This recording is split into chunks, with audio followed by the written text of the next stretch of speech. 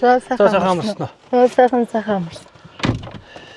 Намайг Давааны Мавагтад Уламсран гэдэг Алдархан сумын байгаль хамгаалагчаар ажиллаа 4 жил болж байна.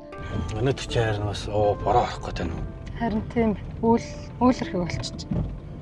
За татам гэдэг нь болохоор одоо гол мөрний хүндэд байгаа энэ мод урах боломжтой талбай. Тэгээ татмын ой гэдэг нь болохоор энэ голын хүндэд ургаж байгаа энэ мод сүг бут зэрэг бүх бутлаг ургамлыг хэлж байгаа. За манай сумд болохоор 2023 оны 10 сард болохоор адапт төслөөс 21 мянган мод тарьсан.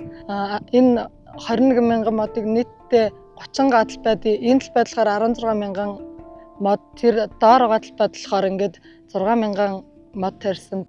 Тэгээд энэ модыг болохоор ингээд гол дагуу тарьсны ач холбогдол нь хэм бол голын усны түвшин нэмэгдүүлэх, тухайн орчинд амьдарч байгаа ургамал амьтны экосистемийг нэмэгдүүлэх, тухайн орон нутгийн одоо энэ орчны нөгөө хөрсний бохирдол, хөрсний илэгдэл хоригдол болон амьтны амьдрах орчин нөхцөлийг дэмжих зорилготойгоор айжуул хийгдэж байгаа.